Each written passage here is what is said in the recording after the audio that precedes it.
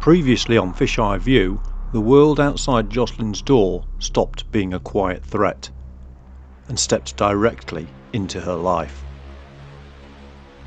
From a distortion that began without a flicker of doubt, shadows shifting where they shouldn't, and a lens that hinted at danger long before she accepted it, to an illusion shattered. She watched the girl from down the hall dragged like discarded evidence, and the eye pressed against her peephole didn't search randomly. It searched for her. Now, as chapter 3 begins, the night hasn't finished with her. It's morning, but the sun does nothing to soften the edges of fear, because when the danger knocks at your door wearing a badge and a smile, you don't wake up safe, you wake up haunted. This is the moment the shadows stop lurking. This is the moment they step inside. Welcome to chapter 3, The Weight of Silence. Hold your breath. They're already at the door. A sharp, percussive knock shattered the silence. Not just any silence, the kind that clung to the air, thick and waiting. It was the silence of a trap being set, of something inevitable creeping closer. Jocelyn's eyes flew open.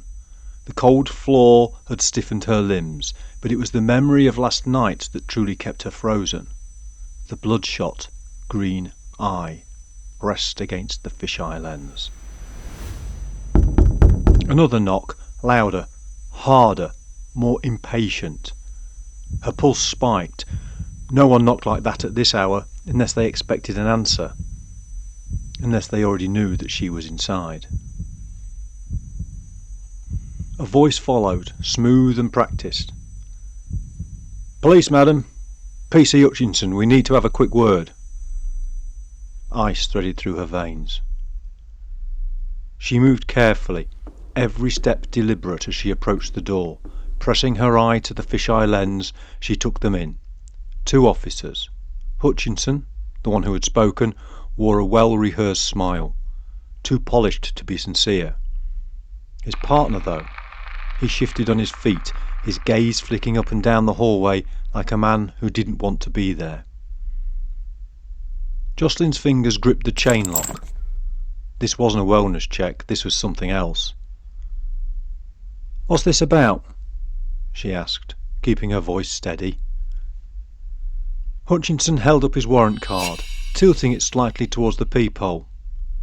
"It's about your neighbour, Miss Clark. She didn't show up to work last night. When we checked on her flat, the door was unlocked. We're asking if you noticed anything unusual." Miss Clark, the woman they'd stuffed into the lift. Jocelyn's stomach twisted, but she forced herself to remain still. This wasn't an investigation. This was the cover-up, and they were seeing if she was part of the problem. She hesitated, her fingers pressed against the wood of the door. "I don't know anything." Hutchinson's smile stayed, but something in his expression cooled. "May we come in, madam? Just for a chat." Not a request, a formality. Jocelyn opened the door a fraction, the chain lock still in place, her grip tight around it. They could lie, they could push, but they weren't getting inside. "Let me see your badge again." For a split second the mask slipped, a flicker of annoyance, impatience.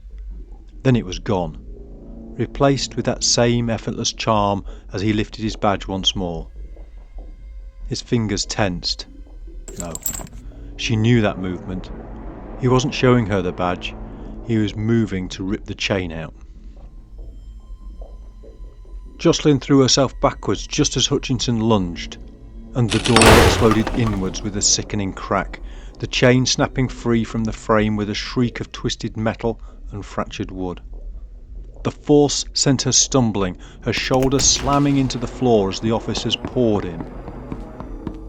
"Shit," the partner muttered, his voice tight, uneasy. He shut the door behind them with a quiet, damning click. Jocelyn moved on instinct, scrambling to her feet. Fight, fight, fight! Her hand closed around a glass on the table and she hurled it. It shattered against the partner's arm, making him flinch, but not stop. Hutchinson was on her in 2 strides, his hand closing around her wrist like a vice before she could reach for anything else. "What do you want?" she gasped. Her voice shook, but she forced steel into it. "I told you, I don't know anything." Hutchinson tilted his head slightly, considering her. "That's not what we're worried about." Then his grip tightened. Jocelyn wrenched back, but a second hand, his partner's, snatched at her hair. The grip was awkward, unsure. He wasn't practiced at this. "Do it," Hutchinson ordered, voice flat. He yanked on her hair, pulling her head back, harder this time. A strangled cry tore from her throat as the pain flared white hot in her scalp. "You were watching," Hutchinson muttered. The false charm was gone now, stripped away to something colder, more practiced. And now we have a problem. Her breath stuttered. Think. The first blow was like a sledgehammer to the ribs. Air ripped from her lungs. Her body betrayed her, folding in on itself before she could stop it. The second, slower, more intentional. Pain radiated out, spreading through her side like fire, hot and unrelenting. Her knees buckled. She hit the floor hard. "She's going down," the partner muttered, voice strained, uncertain. Hutchinson exhaled, annoyed. "What now? We can't drag her out of here without someone seeing." The partner flexed his fingers. A tick. A hesitation. "Then what? Leave her here?" A long pause. Then Hutchinson sighed. "No. We come back later when it's clear." Jocelyn forced herself to stay limp, her breath ragged and uneven. If they thought she was too weak to resist, they'd be sloppy. Drawers opened, a frustrated, frantic search. Hutchinson cursed under his breath. "Find something." A pause, then the sharp rip of duct tape. Jocelyn's pulse pounded. A chair scraped against the floor, a hand wrapped around her arm, dragging her up. "No!" she gasped, making it sound weak, helpless.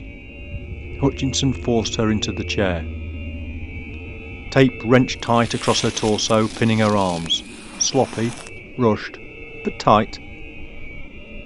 Another rip, her wrists, her ankles. Jocelyn clenched her fists, forcing her muscles outwards as the tape went around her wrists, creating the slightest slack, a gap. They didn't notice. Hutchinson stepped back, surveying their work. His partner crossed his arms, shifting uncomfortably. "She's not going anywhere," he muttered, but there was doubt in his voice. Hutchinson smirked. "Then we watch her in shifts." His gaze slid to Jocelyn, amused, curling at the edges. "And tonight we decide how to clean this up."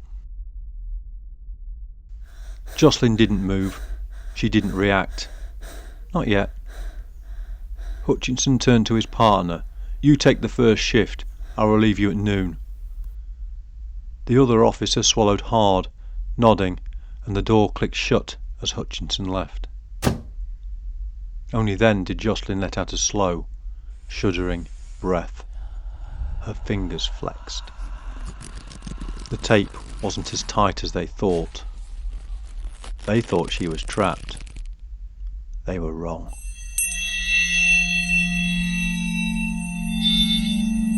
The apartment is quiet again.